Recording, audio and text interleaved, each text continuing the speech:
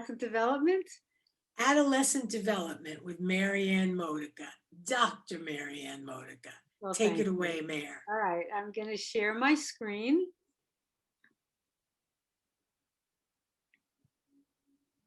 Okay. All right. So, adolescent development, smart, dumb, and vulnerable. And I'll explain what that means as we go along. But let me just introduce myself for a second. So I'm Marianne Modica, friends with Judy for a very, very, very long time. Um, and also for a long time, but not as long, I've been a faculty member at the University of Valley Forge here in Phoenixville, Pennsylvania. And for the last several years, the education department chair as well. So thank you, Judy, so much for the opportunity to share this information, and hopefully we'll find it helpful.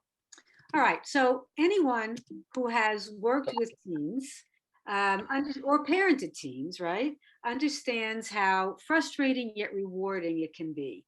We know that adolescence is a time of much growth in many areas. Now, growth is good, right? Of course, but it can also be painful. So let's think about all the changes that teens are going through, right? Their bodies are changing, their intellect is developing, and their social worlds are expanding. And all of this is happening in our more recent times within the context of constant media bombardment. So during this session, we are going to explore three areas that directly influence adolescent behavior. And hopefully we're going to come up with some ways that we can apply this information and think about how knowing this is going to help us better support and mentor teens, especially in the church setting. So we're going to look at changes in thinking that adolescents experience, the widening of their social worlds, and especially the growing influence in their peer relationships. And then we're going to explore the possible effects of media exposure that, of course, is part of everyday life for not just for our teens, but for most of us as well. So let's start off with how thinking changes in adolescence. Much can be said about the growth in thinking and reasoning experienced by adolescents. During the teenage years, youth develop the ability now to think more logically. So when kids are very young, we think of them as being intuitive or magical thinkers. Whatever appears to be true must be true, right? But now, in the adolescent years, that changes and teens become much more logical in their thinking and they gain the ability to think more abstractly. So an example of that would be think about how math class is run for very young children, right? When young kids are learning how to divide or multiply or use fractions, we give them hands-on manipulatives, tiles or M&Ms. Of course, my kids ate the M&Ms and that was the end of the math. But anyway, they have to have something concrete, something that they can hold in order to think about these math ideas. But now, as kids get older, that's not necessary anymore. They can picture things in their heads. And this ability is called abstract thinking. This is also why teens develop their humor and their understanding of the way humor works. So for a little kid, humor is somebody slips on a banana peel and then they crack up. That's the funniest thing in the world, right? But as kids get older, now they begin to understand satire and irony and sarcasm because all of that requires abstract thinking. At the same time, they're also growing in their reasoning ability and in their powers of deduction.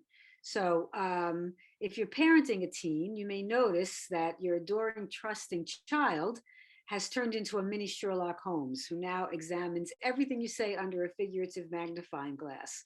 And of course, why looking for cracks in your argument? So these teens are become really good at negotiating over issues like bedtime and homework and curfew, and they negotiate like skilled attorneys, putting Perry Mason to shame. Now, if you don't know who Perry Mason is, it's because you're a little younger. Just look it up online, and you'll find out. But he was a very famous fictional attorney. Okay, so one might wonder, why is it then that these smart, logical, reasoning beings tend to make such dumb mistakes about practical real life matters? I'm not talking about mistakes like on a test or something like that. I'm talking about lapses in judgments, and doing things that really taking risks that really any reasonable person might try to avoid. Well, some of this risk-taking behavior can be explained by a phenomenon known as adolescent egocentrism. Now, the word egocentrism means a little bit something different here than maybe we would normally use the term. So if I say somebody is egocentric, I'm probably thinking somebody is being selfish or self-centered, right? But that's not what this means. This is not like on an emotional level so much as on an intellectual level. It means that teens sort of think of themselves still as being the center of the universe. And they do this in two different ways. The first manifestation of adolescent egocentrism. Oh, and by the way, I forgot to say at the beginning that if you want to follow along on a handout, I know Judy sent the handout out, but the handout is also posted in chat. So you should be able to download it right from there if you want to. Sorry, I forgot that. Okay, so the first manifestation of adolescent egocentrism is called the imaginary audience. And this is when teens may come to believe that everyone they know is focused on them, that the whole world is watching their every move, and not just watching, but also judging, right?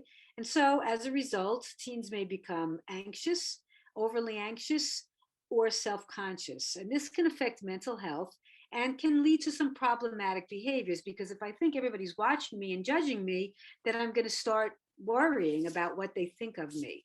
And so this can lead to depression, withdrawal, anxiety. It can also lead to a negative body image or overly obsessing about weight and other issues of body image, which can then lead to eating disorders and other problematic behaviors. And so we're going to talk about these two different aspects of adolescent egocentrism, and each of them is more prevalent in one gender or the other. So as you might have guessed, the imaginary audience, the everyone is watching me kind of syndrome is more prevalent in girls than it is in boys. And you can see that from some of the possible results. The negative body image, eating disorders, much more prevalent in girls than in boys. The second type or manifestation of adolescent egocentrism is called the personal fable. So, since adolescents are experiencing so many new thoughts and feelings and situations, they may come to believe in their own uniqueness so that nobody else has experienced what I'm experiencing. No one else is like me.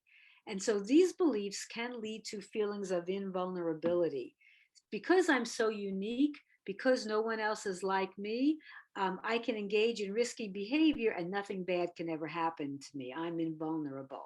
And so this can lead to some pretty poor decisions, such as, hey, why don't we jump off this roof into the snowbank? That sounds like a good idea. Or, I think I'm going to ride my skateboard and hold on to this truck as it goes down the highway while I'm hanging on the back. Or maybe even something like, I think I'll swallow this handful of pills, even though I don't know what they are and what effect they're going to have on me. So this kind of risk-taking behavior is um, can actually be caused by the way that adolescents are thinking. And again, no big surprise, this is more prevalent. The personal fable is more prevalent in boys than in girls. So this is why car insurance here in the States is expensive for adolescent boys. It's because adolescent boys have more car accidents because they're more likely to engage in even risky driving behaviors, like I'm going to gun it to get through this light, even though it's already turning red. And this happens all the way through really recent brain imaging advances have shown that really the adolescent brain, and especially the adolescent male brain, does not fully develop until somewhere in the mid-20s. And so this really is about brain structure and about ways of thinking. Okay, now at the same time that adolescents are experiencing these cognitive changes, their social worlds are also changing and expanding. As young children, probably their most important social group was the family. Now, family still remains important to most teens. So the old idea of the generation gap and, teens no longer care what their parents think, that is kind of an outdated idea. And now it's pretty obvious, or it's pretty clear that for most teens, parents and family does remain important. And in fact, we're finding that even more with more recent generations. So this recent generation coming up, which is called Gen Z, is very, very attached to their parents and very likely to hang out with their parents much more than any previous generation, and also less likely to leave home. More, this is the generation that tends to stay home. But having said that, it is true that peers do become much more important, and peer group increases in importance during these years, and for some may surpass the importance of the family. So peers become the adolescent's reference group, which means they look to peers for affirmation and for encouragement, and they compare themselves to their peers to be sure that they are normal. How do I know I'm normal? I look around to make sure that I'm doing what everybody else is doing. And so the growing importance of peer relations coincides very much with adolescents' need to belong, and can also help to explain the high levels of teen conformity that we see in groups of teens, otherwise known as the "but everybody else is doing it" syndrome, right? Like your mother said, everybody else is doing it. If everybody else jumped off a cliff, would you jump off a cliff? Well, yes, maybe, for adolescents. So adolescents are much more susceptible to conformity. And we think this is true for two possible reasons, or for a few possible reasons. One is to meet the social norm, which is kind of like what I said before. So I do what I need to do to be seen as normal, and normal in dress, in behavior, in language, in music I listen to, etc., whatever. So that's one reason, is to meet the social norm. I want to be seen as normal. Then the other reason for a high level of teen conformity is to stay up on the latest information. So I need to know what the latest information about, latest movie, music, influencer, etc. I need to know what everybody else knows. And so, and actually these things can very often be combined, so that I need to know what other people know so that I can be sure that I'm doing what everybody else is doing, so that I can be seen as normal. And so all of this is related to adolescent social status, and most importantly, the desire to be popular, which unfortunately can lead to some troubling behaviors for some teens. Because note that popular is not the same as being liked, right? So there are kids that other kids look at as the popular kids. This could be at school. It can even be in church, right? In a church setting. This is the popular group, but I kind of envy this group, but I don't necessarily like them. And that is because for some teens, the way to gain and maintain popularity is to put other people down. And so the term bullying is most commonly used in these cases. And bullying actually is a kind of a very widely used term right now. Okay, so let's think a little bit about bullying. By the way, what is bullying? Bullying is when a person exerts some kind of power or over another person, whether it be physical or emotional or social power. And bullying can take place to lesser and greater degrees, and again, is usually practiced differently by boys than by girls. So gender is very important at this age in terms of how it affects and influences adolescents' behavior. So boys, when they bully, and I hate that label in a way, because remember that the person who is doing the bullying is also hurting, and is also somebody that needs help. So, they are kids who engage in bullying behavior. They're not, we don't want to just label them somehow as bullies, as if they're some kind of irredeemable monsters or something. But anyway, boys tend to be more physically aggressive when they are engaging in this kind of behavior, and they usually save this behavior for acquaintances or strangers, and not for their close friends, not for other kids right in their actual friends group. Girls, on the other hand, tend to attack from within the friendship group. in what's called relational aggression. So boys tend to be more physically aggressive, actually physically fighting, whereas girls engage in relational aggression. And this behavior consists of damaging someone's personal relationships through gossip, ridicule, etc., again, in an effort to gain or retain popularity. And this is highly related to our next topic, which is the influence of media, because online bullying is now so prevalent. So, I mean, always bullying, even like think about in the school setting, bullying took place out of the view of the teachers or adults, right? So not didn't happen in the classroom. It happened in the schoolyard, on the playground, in the cafeteria, on the school bus, right? So now that we have this whole online venue that is unseen by adults, it's much more it's a much riper environment for this bullying to take place. So traditionally, adolescents found their sense of community where one might expect, right? Family, neighborhood, school, church, or other extracurricular activities. Now, this is still the case. These things are still important to adolescents. However, over the last several, probably decades now, the last few decades at least, teens, and of course adults for that matter, are increasingly finding community through virtual venues, especially social media.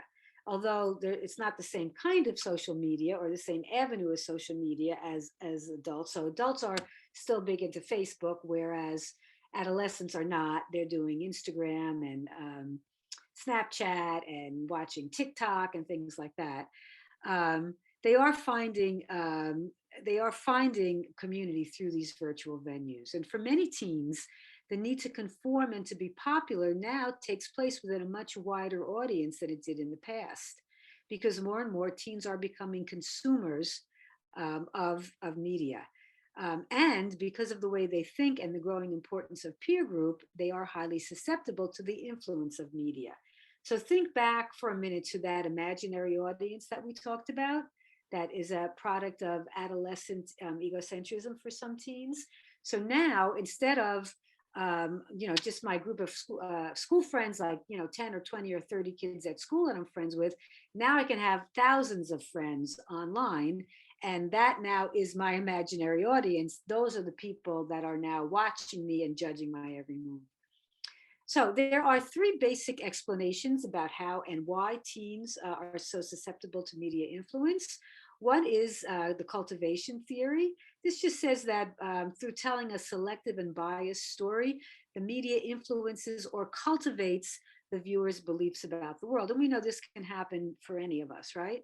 But for a teen, a good example of this would be, say, a teenage girl is reading post after post, is inundated with social media posts about the joys of having a boyfriend. So that girl tends to believe or begins to believe that she can only be happy if she has a boyfriend. So social media has cultivated that belief in that teenager. Also, certain behaviors are modeled, we think, and therefore adopted by teen media consumers. For example, the teen who follows a certain influencer begins to talk and dress like that influencer. And then another theory is that teens form what's called mental scripts about how the world works, and they begin to live by those scripts. So think about, what is a script for an actor, right? A script are the words that the actor follows, and you don't deviate from the script, right? You say just what's on the script. And so in the same way, teens begin to form these mental scripts or kind of explanations of how the way the world works, and they just follow the script if things happen often enough and don't deviate from the script that they've kind of formed in their head. And so an example of this would be a teen who continually witnesses aggressive behavior through the media, begins to believe that this is kind of normal behavior. So this kind of segues I'm sorry, into, Mayor. yes, You kind of faded out on that whole last block of words that you said. about the scripts. Yeah, like at the end, just what you finished with now. Oh, just Could you saying say that that again? the teen who continually witnesses aggressive behavior through media can come to believe that that is normal. That's just an example, right? Whatever it is they're witnessing, they create this mental script, and they tend to just kind of then follow the script, just the way an actor would be in a dramatic presentation. Okay, thank you. Okay, so let's talk then about this kind of segues into some possible effects of media consumption. One is what I just mentioned, aggression or aggressive behavior or violence. And so the worry here is not necessarily that teens are going to go out and imitate violent behavior that they witness through media. So, for example, a kid, a teenage boy who plays, violent video games is not necessarily going to go out and commit those kinds of violent acts. So that's not really what this is about. And actually, that's a kind of big debate whether or not video games do cause violence in teens. Um, so that's not really what we're talking about here. But the fear or the worry is more that teens will become desensitized to ways of acting, aggressive ways or violent ways of acting, and will no longer become troubled by aggression or violence. And so the worry is that the teens may begin to see this kind of behavior as normal, as a normal part of life, and then accept the situation if they see it. So if they see aggressive behavior toward another teen or even toward themselves, they may not do anything about it or even tell anybody about it because to them, this is just normal. This is the way the world works. And by the way, this is also very important if they're actually seeing aggression in real life. The same thing can happen, but it can happen with media exposure as well. The second damaging effect of media consumption is overt sexuality. Certain media viewing can do what's called sexualizing youth. In other words, cause them to see themselves as sex objects, as objectified sexual beings, and or become more concerned about sex at a developmentally inappropriate age or time of life.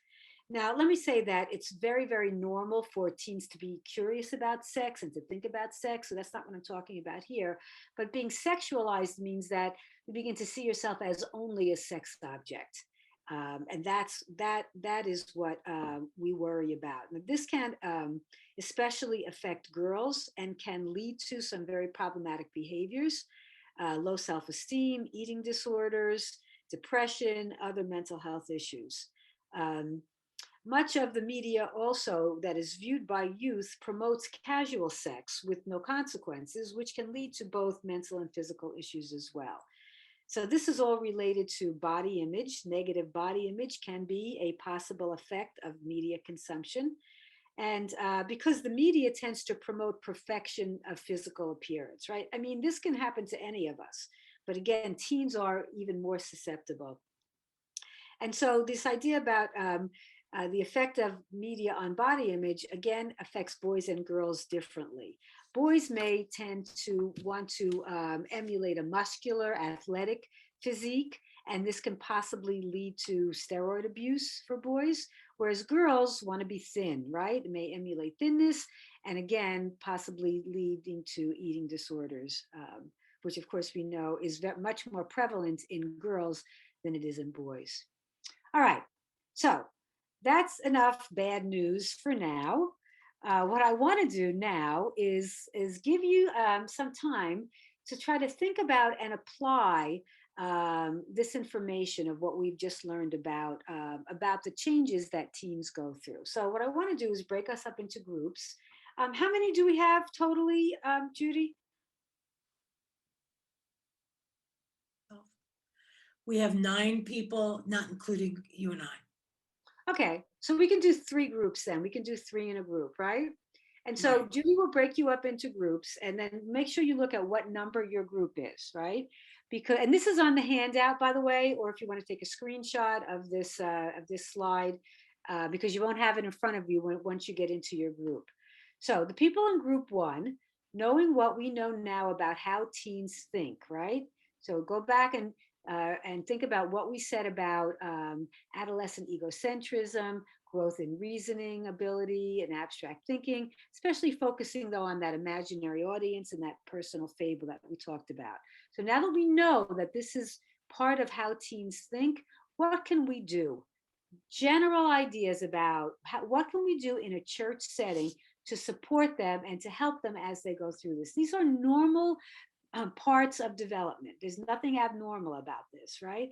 But what can we do to support teams? So that's group one. Group two, knowing what we know about the importance and the importance influence of teen peer relations.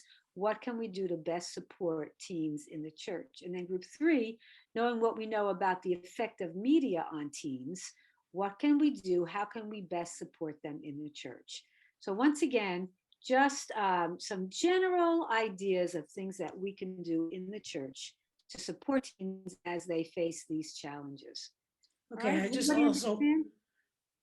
I just Okay. want to say that if I might have to move you after I automatically break you into groups. So if a message comes up, the host is moving you to room 2 or whatever, just do it. Okay. Go with it. Yeah, just go with the flow. Pivot. All right. All right, Marianne, are you ready for me to do this? Yeah, is everybody clear what you're going to talk about in your group? How many minutes are we giving, Judy? Let's give them 8 minutes. Let's give them 8 minutes. I will All time right. minutes. All right. right. I'm hitting the create button. I just have to figure. All right, Marianne, you're okay there. Where did they put me? Oh, okay. I think we're good. So I'm being invited to join group one. I'm just going to click. Right. So you're not good. So that makes 3 in each room. Okay. And not me. Good. Okay, good. So everybody, Claire, you should be clicking. Yeah, there we go. Good. All right, I'm timing. Okay. Okay. Hello, everybody. Hey, everybody. Hi. Are we all back? We are. I think so. Well, I'm all back. That's good. The transporter got all of you? Yes. Yeah. Right. Yes. I think most Okay. they're back. Yeah. Good. She makes a good Scotty. Let's hear from, we'll just, take a couple of minutes to I kind love of that. on what you talked about. So let's hear from group one. What were some, just maybe one or two ideas you came up with, knowing what we know about how teens think, how can we best support them? So a spokesperson from group one. I think that's me. We didn't really decide. Okay. To address the imaginary audience, we said that to let them know that they're not alone in how they're feeling, but that regardless of what people real or imagine of you, all that really matters is what God thinks of you, that he sees all and is a judge and not a critical judge. And so we only have to worry about pleasing him and know that already as children of God that he loves us and secure in him. And then to address the personal fable, we said that they should dare to be different and to look through some of the biblical examples of people who were there to be different and maybe were put in some situations where they needed to be invulnerable, but that by being brave for God, then it's God bringing them through, and that they're not just trusting in their own abilities, and that way God's glorified. Okay, good. All right, group two. Can I just ask everybody to mute themselves unless they're the one talking? Okay, thank you. Okay. All right, group two. Knowing what we know about teen peer relations, how can we best support them in the church? Come on, step up. Person. Okay, I'll summarize. We kind of focused on that idea of how they compare themselves to feel normal. And we talked about, providing that peer group in a church, that strong peer group that will help them with that. And that need to belong also. And then not just in their group of maybe a small youth group, but to see that, bring them to youth rallies where they can see they're part of a larger movement. Mm-hmm. Yeah, so that creating a sense of belonging is really, really important, a sense of community. And we know that cliques are going to happen, right? I mean, cliques are part of adolescent life. They have been for who knows how long, right? but we have to be really careful not to let that happen so much in our churches, so that it creates kind of an unfriendly or an unwelcoming setting. So yeah, that's good. That's really important. Group 3, what about knowing what we know about the effect of media on teens? How can we best support them in the church?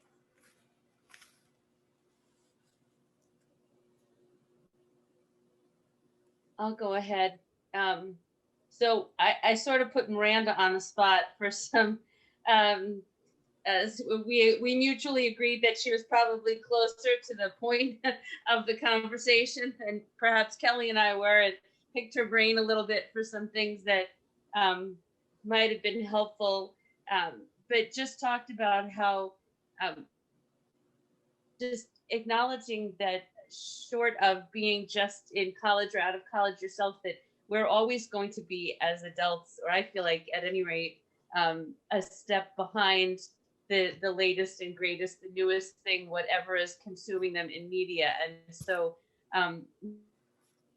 or how hard we try, and I think we should still try if we're working with kids, that we that's not going to be, we're not going to accomplish keeping up with everything, but we did talk about having an online presence with them, so that the girls or the boys, the kids that we worked with, could have to have some sort of like the social media interaction with them, understanding that Facebook is passe if you're under whatever age you're under, or Instagram, or so that the kids can see a genuineness in us, because I feel like when we talked about how at this age we're not moms and dad, we might be, but the kids that we're interacting with, we're not necessarily their moms and dads, and so we might still have that chance to get a little bit further where mom and dad is like, well, we don't hear about it anymore, and to show them the genuineness, to show them not always our best face or our skinniest picture or our perfect house or whatever it is that makes you feel inadequate because of those things, but to just see those scripture verses that you put up when you're feeling struggles, or just whatever it is, so that you can be that constant presence to them. And so we were talking about that, and we had kind of asked Miranda how she, if that would have been something that she would have felt gracious to answer us and get put on the spot like that. But I feel like that rather than just say, wagging the finger isn't going to do anything, but showing them. That's how I always learn best, from mentors and from people, or just to walk alongside and to show them. And so we're just kind of talking about being the presence, and being the support by just walking with them. Good. So we're not going to stop teens from being media consumers, right? But maybe we can help them to learn how to be smart media consumers and critical thinkers about media consumption, so that when learn how to think about what you're seeing and to question it and to critique it. And that can be in anything, even in music videos or something like that. What is this trying to sell? What is it saying? What's the message here? And once you kind of can do that, then it puts you kind of on top of it. You know what I mean? So that you're no longer necessarily going to be influenced mindlessly, but you're thinking about what's coming at you, and then you can decide whether or not what you're going to do with it, basically. So good. Does anyone want to contribute maybe something else you thought about that wasn't said here by the groups on any of these issues, or questions you might have? Suzanne? You're muted. There you go. I heard somebody once say that in youth group, they didn't allow any dating, and how that really helped the youth group grow, because it took pressure off the kids to feel like they should or maybe be dating. And then they gave the great example that if you've got, Bobby and Sue and they're dating, and then they break up, now all the friend groups are dividing. And then if Bobby goes and now is with Alice, and whoever I said was with somebody else, then it just creates all this tension, and it takes the focus off. I thought that was really good advice. I just wonder how they actually enforced it. I don't know. I mean, it's kind of like Romeo and Juliet. The more you tell them they can't, maybe. You In, know? in group, it worked. It was a big presentation. It wasn't where like they were taking. Yeah, yeah. I mean, it's interesting. I mean, it is certainly true that these romances add to all of this 100%, you know, absolutely. He said that he took over the youth group, set up that rule, and how it just bloomed, blossomed, and Hmm, Mm, interesting. yeah. said how Okay, it worked for him. good. Okay. Somebody else? Either thought these things or a question? Okay, if nobody has anything else to say, I do. Okay, that doesn't have anything to do with the workshop. Is that okay? Can I do that? First of all, I want you to know this is our last workshop. You're at the last Reach and Teach workshop. I mean, you know, maybe that's an honor, maybe it's a stupid thing, but that's what it is. This is the end, you know, this evening is the end. But I just wanted to tell you a little bit about Marianne that she would not say herself. She's also a writer and she writes books for adolescents. See the picture? This is Marianne when her hair was a little bit redder and she's all holding the book that It's she just wrote. the lighting, actually. My hair was the same color. It was just Okay, the sorry. lighting. It's all right. But she's holding a book called Green World Gray. And I read the book. It's for young adults. It's for teens, young adults, and even older children. It's a really good book. It's got a lot of family values. It's a clean read and it's got time travel in it. Come on. You know, there's three things that are great for teenagers. So I want you to know that you can purchase these books on Amazon. And I wholeheartedly, if you have a teenager in your life, either your kid or somebody in the youth group, or even for your youth group, this would be a great read for them. Marianne also has a website. It's in the notes that she sent or that I sent you, mariannemodica.com. And there, all you have to do is click on the Amazon link there, and it'll take you to this book. And you should also know that some of the proceeds from the book go to support my ministry as a children's minister. So that's kind of a little added bonus for you, I think. Either that or you won't buy it now for sure. So anyway, I just wanted to say that before we all said goodbye. Thank you. And you're welcome. Before we signed off, I read the book because she asked me to get a general idea of the whole thing. And I thought it was great. And I was very impressed. You know, I thought, yeah, you have to be smarter than me to write a book like this. So it's really good for adolescents, teens, or even older children. They would like it. Okay, does anybody have any questions before we officially sign off the Reach and Teach workshops for the last time? Any questions, Did you thoughts, or mention about concerns? did you mention about the resources that you put in? Well, I also sent that to them in the email as well. Good, Just good. some resources for those that work with youth in the church. And a couple of, things that are not normally sent as resources, like YWAM, Youth with a Mission. If you want to, if a young person is feeling called to the ministry, they're a great group too. We had a big presence of YWAM in Amsterdam when I lived in the Netherlands. So that they had a very strong presence there. So I'm really for them. So other things like that. Yeah, the resource sheet. All right. Anybody have any thoughts, questions, concerns before we say goodbye? Those are going to be a season 2? Yes. We're going to call it Reach and Teach again. And I think I'm going to start it in January if we do it again. So we'll take a little break, and some of the topics we're being asked to do similar things again, and other things I would like to, like I would personally love to do a session on storytelling, how to tell a good story. things like Oh, that. that would be awesome. Or somebody with puppets, somebody who's an expert in puppets, some children's ministry stuff.